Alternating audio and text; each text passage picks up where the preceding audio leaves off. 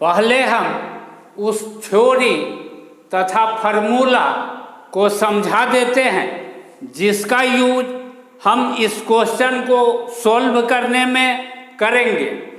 यदि 3 वेक्टर हो ए बी सी तो ए क्रॉस बी डॉट सी अथवा ए डॉट बी क्रॉस सी, इसको हम स्केलर ट्रिपल प्रोडक्ट कहते हैं तथा स्केलर ट्रिपल प्रोडक्ट को इस तरीके से डिनोट करते हैं, यानी इस तरीके से डिनोट किया गया स्केलर ट्रिपल प्रोडक्ट इसके बराबर होगा और इसका वैल्यू इसके वैल्यू के बराबर होगा, दोनों का वैल्यू इक्वल होगा।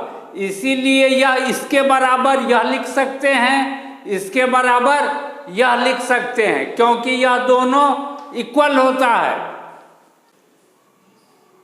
यदि 3 वेक्टर ए बी सी आई जे के टर्म में दिया हुआ हो तब इस तीनों वेक्टर का स्केलर ट्रिपल प्रोडक्ट इस डिटर्मिनेंट के बराबर होता है। यह डिटर्मिनेंट कैसे बना है?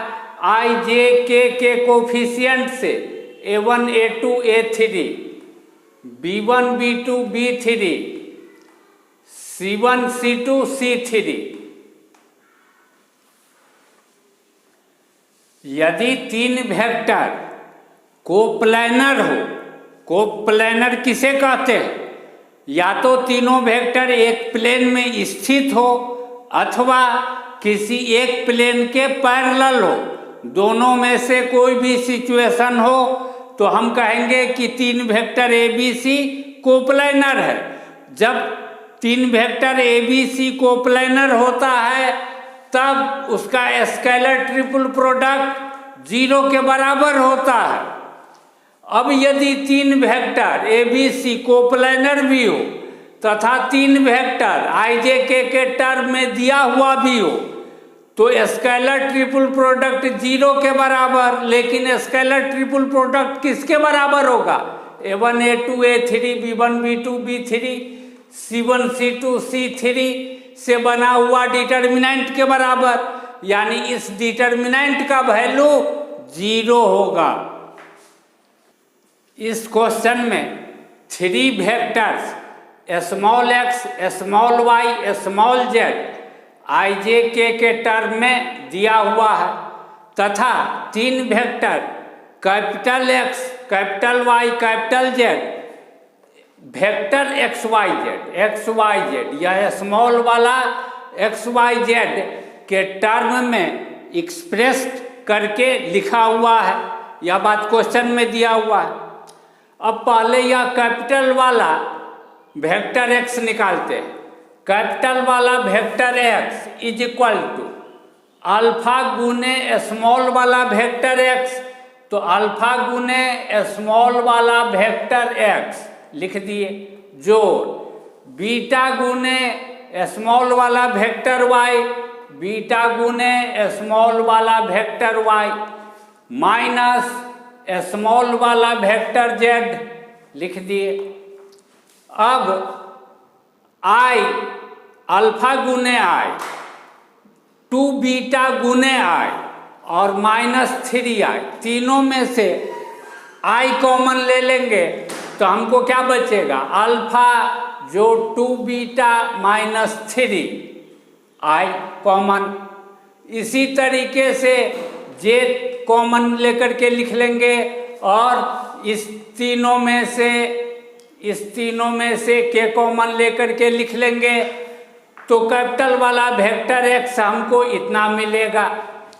ठीक इसी तरीके से कैपिटल वाला वेक्टर y जब हम निकालेंगे तब हमको इतना मिलेगा और कैपिटल वाला वेक्टर z जब हम निकालेंगे तब हमको इतना मिलेगा। तो हम कैपिटल वाला वेक्टर x, कैपिटल वाला वेक्टर y, कैपिटल वाला वेक्टर z तीनों को आई जे के टर्म में लिख लिए एक्सप्रेस्ड करके। आई जे के टर्म में दिया नहीं था, दिया था स्मॉल वाला एक्स वाई जेड के टर्म में, लेकिन इसका यूज करके उस XYZ के जगह पर इसको हम IJK के टर्म में एक्सप्रेस्ड कर लिए। यह बात क्वेश्चन में दिया हुआ है कि vector capital X, vector capital Y, vector capital Z coplanar है, तो इसका स्केलर ट्रिपल प्रोडक्ट 0 के बराबर होगा, यह बात हम जानते हैं। और स्केलर ट्रिपल प्रोडक्ट कैसे लिखेंगे? I का कोफिशिएंट, J का कोफिशिएंट, K का कोफिशिएंट। इसी तरीके से वेक्टर Y में I का कोफिशिएंट, J का कोफिशिएंट, K का कोफिशिएंट। वेक्टर Z में I का कोफिशिएंट, J का कोफिशिएंट और K का कोफिशिएंट। यह डिटर्मिनेंट 0 के बराबर हो जाएगा। डिटर्मिनेंट का प्रॉपर्टी अप्लाई किए C1 के जगह पर, फर्स्ट कॉलम के जगह पर C1 plus C2 plus C3, इसमें इसको जोड़े यहाँ लिखे। इस प्रॉपर्टी का यूज करने पर R3 के जगह पर R3 माइनस R2, R3 के जगह पर R3 माइनस R2 और R2 के जगह पर R2 minus R1, second row के जगह पर second row minus first row लिखने पर यह डिटर्मिनेंट इज इक्वल टू 0 मिलेगा।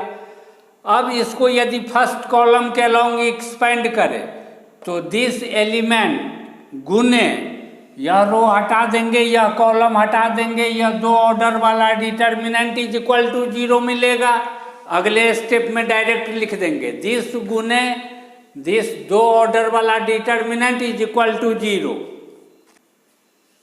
R1 के जगह पर R1 प्लस 2R2 लिखने पर यह मिलेगा। इस फर्स्ट रो में से 3 कॉमन निकाल लेंगे तो 6 3 का 18, इतना बचेगा। डिटर्मिनेंट को एक्सपेंड कर दिए, दिस गुने दिस माइनस दिस गुने दिस, जोड़ घटाव करने के बाद इतना मिला। इसमें से माइनस साइन कॉमन निकालने के बाद यहाँ इतना बचा।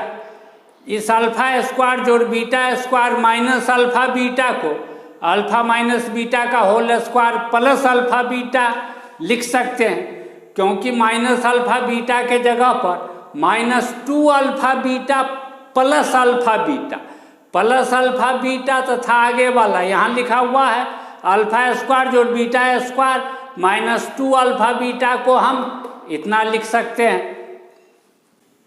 क्वेश्चन में दिया हुआ है कि अल्फा और बीटा पॉजिटिव है, पॉजिटिव रियल नंबर है। यदि अल्फा बीटा पॉजिटिव तो यह यानी यह वाला ब्रैकेट पॉजिटिव होगा और -18 यह तो निगेटिव है। लेकिन इसका इस तीनों का प्रोडक्ट 0, यह निगेटिव यह पॉजिटिव, तो निश्चित तौर पर यह वाला 0 होगा। इस तीनों में से एक 0 होगा तब न प्रोडक्ट 0, यह दोनों 0 नहीं तो निश्चित तौर पर यह 0।